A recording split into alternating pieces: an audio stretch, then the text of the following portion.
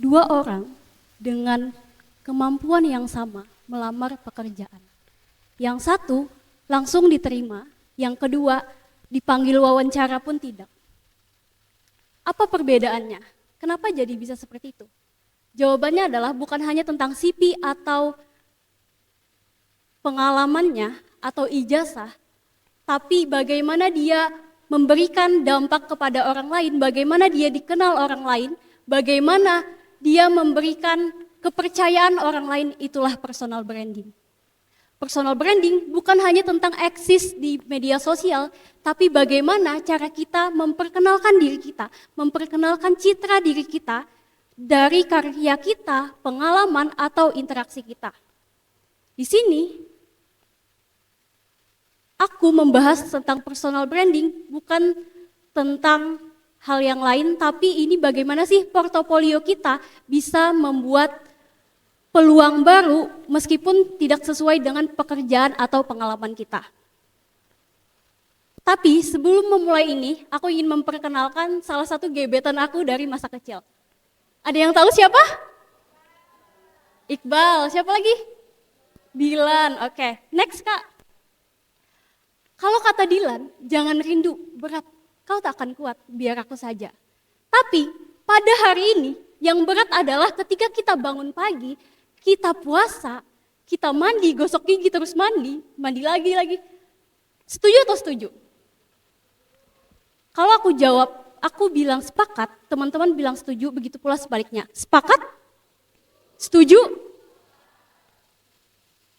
Maka dari itu, karena teman-teman udah berat bangun pagi, puasa lagi, harapannya ketika teman-teman datang ke sini, jangan sampai menyiakan kekuatan kawan-kawan sudah bangun pagi.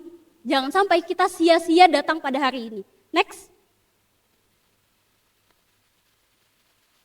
Yang berat hari ini tadi adalah bangun pagi. Ada yang di sini telat bangun pagi? Satu. Ada lagi? Ada lagi tapi takut untuk menunjukkan tangan. Lanjut. Tapi sebelum itu, disclaimer dulu kawan-kawan. Di sini aku nggak ada maksud sama sekali untuk mengajarkan, menggurui kawan-kawan. Tapi di sini aku cuma untuk men-sharingkan apa yang aku ketahui, apa yang aku pelajari dan dari pengalaman aku sendiri. Next. Sebuah pertanyaan selanjutnya, apa yang kawan-kawan lihat? Rumah. Lanjut. Pertanyaannya, kalian keluar rumah untuk apa? 1 detik dari sekarang langsung ucapkan. Jalan, ikut seminar, makan misalnya, dan lain sebagainya. Tapi yang aku pengen ketika teman-teman keluar rumah atau misalnya teman-teman pegang HP aja, next, yaitu mendapatkan dari 3 hal ini teman-teman. Yang pertama materi, yang kedua ilmu, yang ketiga adalah relasi. Kalau misalnya teman-teman nggak dapat materi atau dalam bentuk uang, setidaknya teman-teman dapat ilmu. Hari ini datang ke sini teman-teman usahakan dapat ilmu apa yang disampaikan oleh storyteller pada hari ini. Tapi aku pusing Kak, aku puasa, udah mumet, nggak nangkep lagi otakku udah panas. Kalau misalnya kayak gitu, setidaknya teman-teman dapat yang ketiga, yaitu relasi kawan-kawan. Di sini udah kenal nggak sama kanan kirinya? Ada yang belum kenalan? Dalam 5 detik. 1, 2, 3, 4, 5. Kenapa? Karena kalau misalnya kawan-kawan keluar rumah dapat 3 hal ini, berarti kawan-kawan udah memanfaatkan waktu kawan-kawan yang sudah dikeluarkan dengan sebaik mungkin. 1, kalau misalnya teman-teman nggak dapat materi tadi, setidaknya dapat ilmu. Kalau enggak, setidaknya relasi. Aku nggak memaksa kawan-kawan apa yang aku sampaikan, atau misalnya Kak Eka tadi yang udah disampaikan, itu masuk atau tidak di otak kawan-kawan. Tapi setidaknya kawan-kawan tidak sia-sia datang pada hari ini. Kenapa? Relasi penting atau enggak? Ilmu penting atau enggak? Uang penting atau enggak? Sangat penting. Berarti 3 hal ini adalah hal yang penting. Jadi jangan sampai ketika teman-teman keluar rumah, tapi adalah hal yang sia-sia. Setuju? Kurang fokus, sepakat? Lanjut. Tapi sebelum itu kenalan dulu nggak sih? Kata pepatah, tak kenal maka tak. Maka dari itu kenalan dulu, tapi nggak perlu disayang. Next. Perkenalkan, namaku Janatul Ma'iyah, biasa dipanggil Jana, adalah mahasiswa Fakultas Hukum di seberang ya, Universitas Lambung Mangkurat, yang mana aku dari SMK sudah punya minat dalam kewirausahaan atau bidang bisnis. Dan salah satu juga aku berfokus pada bidang budaya. Next. Ini adalah salah satu bisnis yang aku bangun. Next, Kak. Berbicara tentang bekerja, berbicara tentang portofolio, membangun peluang yang baru. Aku waktu semester 3, aku sedikit sharing bahwasanya aku semester 3 pernah untuk memutuskan berhenti kuliah. Kenapa? Mungkin teman-teman di sini pernah atau ada yang mengalami down atau misalnya ada permasalahan dalam keluarga dan lain sebagainya. Pada semester 3 kemarin aku juga mengalami hal itu. Dan next, Kak. Dan akhirnya aku memutuskan untuk bekerja. Karena aku adalah jurusan akuntansi yang awalnya dari SMK yang memang siap untuk bekerja. Tapi kenapa Kak jadi mahasiswa Fakultas Hukum? Jauh banget gitu. Sejujurnya ketika aku jadi Fakultas Hukum, pernah tahu PKKMB kan ya? Ada nggak ditanya apa sih motivasi kalian masuk fakultas ini? Ada? Jawaban aku adalah hanya ingin mencoba hal yang baru. Itu aja poin aku yang penting. Dulu aku pengen banget jadi mahasiswa manajemen. Dan sekarang meskipun nggak kesampaian tapi setidaknya aku bisa jadi pemateri di manajemen. Ketika kita sudah mengalami pengalaman bekerja, itu yang namanya ngerasain uang sendiri, hasil keringat sendiri, itu benar-benar ya udahlah lupain aja kuliah ya. Cuma ngisi hal biasa aja, nambah ilmu, meskipun juga kita pulang pergi apakah masuk? Mungkin kebanyakan enggak ya. Karena kuliah itu adalah 10%-nya di kuliah, 90%-nya di luar perkuliahan. Ketika aku bekerja, mungkin ini sedikit buat teman-teman, dunia pekerjaan dan dunia perkuliahan itu sangat jauh berbeda kawan-kawan. Di sana, mungkin di sini teman-teman ada yang ikut organisasi dan lain sebagainya. Misal intinya ada nggak dari kawan-kawan yang punya kegiatan lebih dari satu, bukan cuma sebagai mahasiswa. Entah itu organisasi, ikut komunitas, punya misalnya fokus lomba-lomba, bikin bisnis, bekerja, dan lain sebagainya, ada nggak? Lebih dari satu, angkat tangan. Hampir 50% bahwasanya teman-teman punya dari satu kegiatan bukan cuma sebagai kupu-kupu kuliah pulang. Berarti kawan-kawan sudah punya mindset, kita tuh nggak bisa punya cuma satu skill, tapi harus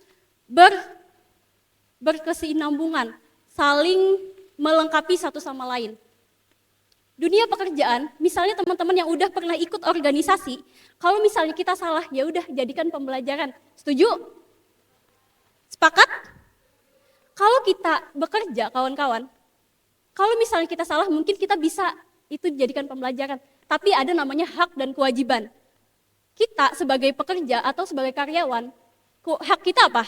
Dapat gaji, dapat uang, dapat duit. Tapi tentu kalau misalnya kita dapat hak, harus ada namanya kewajiban. Jadi hak dan kewajiban itu harus seimbang kawan-kawan.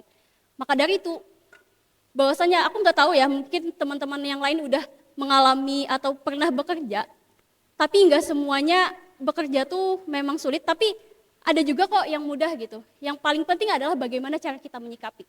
Lanjut. Di sini aku jujur agak bingung, kenapa penamaan aku sebagai penerima penghargaan Laskar Rempah Republik Indonesia. Karena aku sendiri punya pengalaman purna tugas dari 17 organisasi dan lebih dari 50 kepanitiaan mulai dari kota sampai nasional. Dan di sini adalah salah satu pengalaman aku. Ada yang pernah ikut pertukaran mahasiswa merdeka? Ada? Oh, ada beberapa. Ketika pertukaran mahasiswa merdeka di Universitas Padjadjaran, dan itu adalah salah satu momen sepanjang sejarah paling banyak mahasiswanya.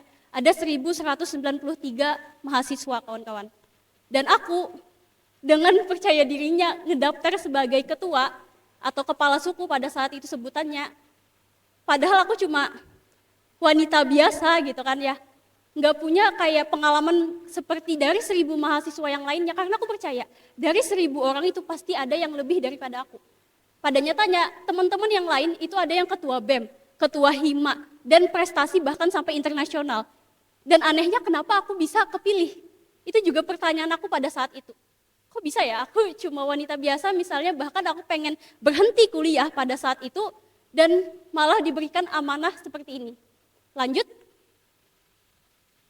Kayak ini foto kawan-kawan pas misalnya kita dikumpulkan di satu lapangan. Ya 1.000 nggak mungkin dimasukkan dalam sini kan ya, setuju? Fokus, sepakat? Tapi kawan-kawan, ternyata aku tahu kenapa aku bisa diberikan amanah. Karena satu, personal branding kawan-kawan. Aku melakukan personal branding mulai dari 2021, bahkan sebenarnya mulai SMK. Mungkin dari situ kawan-kawan yang lain yang belum kenal aku secara pribadi itu ngelihat dari personal branding kita. Maka dari itu teman-teman, personal branding penting. Meskipun kita sebenarnya belum siap secara semuanya, tapi ketika kita terlihat siap, pada saat itulah kesempatan akan datang. Next. Lalu aku berpikir, kenapa ya kata Kak Ani, sebelum kita kesini ya Kak, kita ada dulu meeting sebentar, ya udah pakai laskar rempah aja gitu. Dan aku mikir, kenapa ya gitu. Ternyata kawan-kawan, dengan latar belakang aku mahasiswa hukum, pengalaman organisasi dan lain sebagainya, kok bisa ikut kegiatan muhibah budaya jalur rempah. Jadi kegiatan ini adalah diplomasi budaya. Kemarin itu aku rutenya dari Dumai, dari Riau ke Sabang di Aceh, lalu Malaysia ke Malaka, lalu balik ke Tanjung Uban. Pada saat itu, jujur di sini aku adalah anggapannya tuh mahasiswa yang jauh dari kata budaya. Kenapa? Di sana rata-rata dosen, guru, penggiat budaya, penggiat literasi, duta-duta kayak duta pariwisata, dan media, entah itu dari Kompas TV, terus juga dari Tempo, dan lain sebagainya lah, intinya para penulis-penulis. Kok malah aku bisa ya, nggak ada hubungannya sama sekali tentang budaya. Pada saat itu aku mikir, iya ya, kenapa Kak Ani jadi ngarahin aku untuk membawakan sebagai laskar rempah. Ternyata, disitulah poinnya teman-teman. Meskipun aku nggak ada pengalaman sama sekali tentang budaya, tapi ketika kita personal branding, kita punya value yang diberikan. Jadi value itu bukan hanya kita keterampilan ini, kemampuan ini. Kalau teman-teman berintegritas saja, itu sudah value kawan-kawan. Aku percaya kawan-kawan di sini punya value-nya masing-masing. Tapi entah itu misalnya udah ditemukan atau belum menemukan. Lanjut. Ini salah satu kegiatan sama Menteri Malaka. Sebenarnya ada satu momen yang menurut aku yang sangat wah banget gitu. Padahal itu biasa aja. Ketika aku datang ke Malaysia, mungkin banyak ya NGO yang buat kayak konferensi internasional dan lain sebagainya. Tapi kegiatan pada saat itu, aku kan pakai kapal KRI Dewa Ruci ya. Kapal perang pada saat itu. Dan ketika datang, itu disambut dengan diberikan hormat oleh tentara para Malaysia. Bayangkan, aku bukan kayak, aku wanita biasa loh gitu. Dan cuma mahasiswa hukum, kok bisa dapat perlakuan seperti itu. Jadi pengen nangis ya, gak apa-apa kan? Jadi intinya adalah, ketika kita percaya, itu bakalan ngebuat percaya orang lain. Coba bayangkan, kita sendiri gak percaya pada diri kita sendiri, bagaimana orang lain percaya kepada kita. Next. Jadi pertanyaannya adalah, mau sampai kapan kawan-kawan diremehkan orang-orang?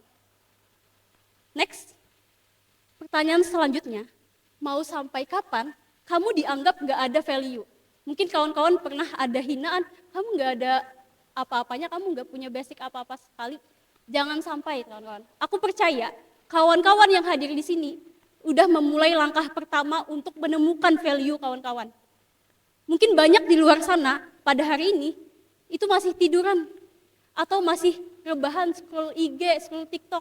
Tapi kawan-kawan yang datang di sini itu luar biasanya sudah bangun pagi, mandi, meskipun mungkin ada yang belum mandi ya. Ada yo, jujur karena puasa. Maka dari itu aku percaya bahwasanya kalau misalnya teman-teman belum punya value itu, maka temukan value-nya teman-teman. Bukan berarti kamu nggak ada punya value, tapi belum menemukan. Lanjut. Lalu mau sampai kapan sih kamu minder? Sampai kapan kamu malu untuk memulai sesuatu? Jujur, aku pada saat itu juga pasti merasakan malu. Pasti pernah merasakan namanya minder. Tapi kawan-kawan, kita nggak harus langsung jadi orang sukses. Kita harus jadi bisa untuk melakukan sesuatu. Yang paling penting adalah satu langkah pertama. Benar kata Kak Eka, yaudah kita mulai aja dulu. Kak Ani pun juga bilang bahwasanya yaudah kita coba hal yang baru. Kita keluar dari zona nyaman kita. Karena satu langkah pertama itu menghasilkan 1000 langkah selanjutnya kawan-kawan. Kita nggak perlu lari kok, kita bisa jalan biasa. Tapi kalau misalnya kita udah punya tujuan, disitulah kita bakalan bangkit dari keterpurukan. Lanjut. Pertanyaan terakhir, mau sampai kapan kamu diam dan gak nunjukin versi terbaik kamu?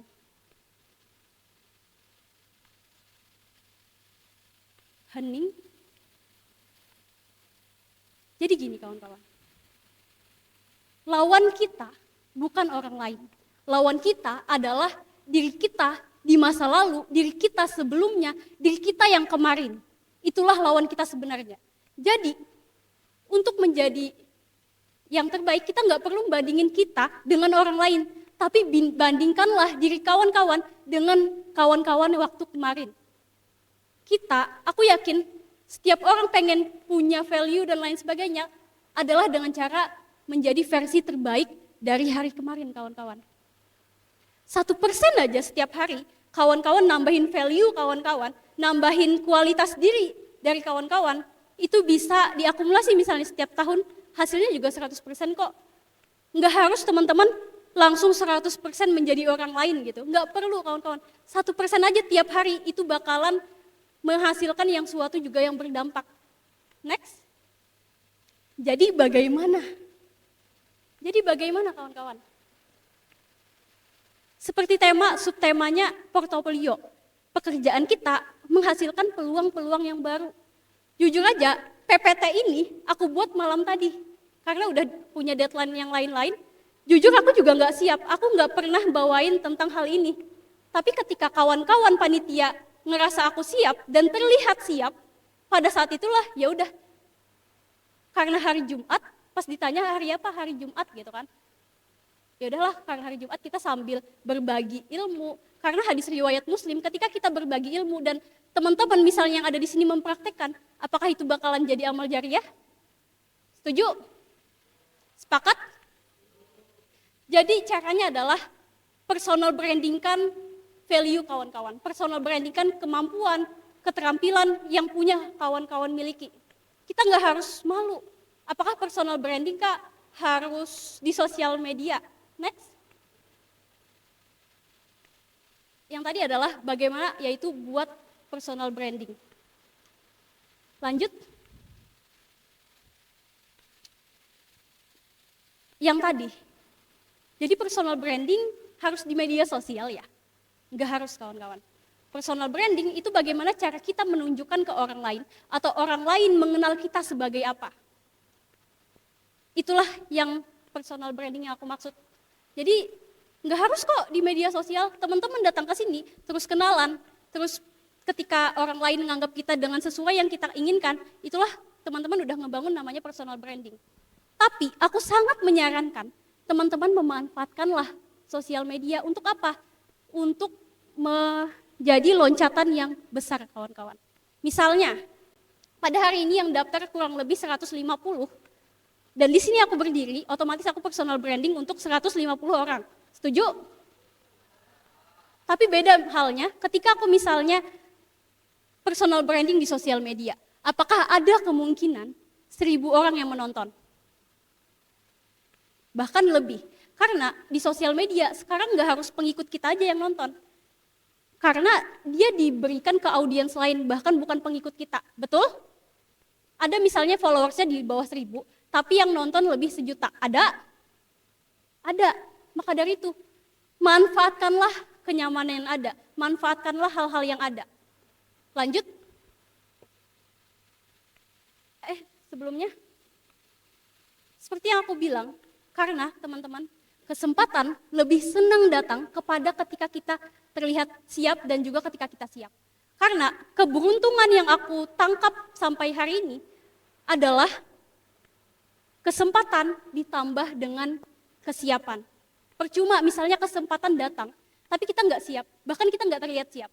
Apakah kita bakalan bisa mengambil kesempatan itu? Bisa nggak? Mungkin ada bisa, tapi kemungkinan besarnya adalah nggak bisa. Maka dari itu penting banget kesiapan dan kesempatan itu dikolaborasikan. Karena kesiapan itu akan datang, maksudnya kesempatan itu akan datang terus-menerus teman-teman. Setiap hari peluang dan kesempatan datang. Mungkin banyak kawan-kawan di sini yang pernah ditawari organisasi, ikut bisnis ini dan lain sebagainya, tapi ada juga yang teman-teman tolak. Setuju? Sepakat. Next.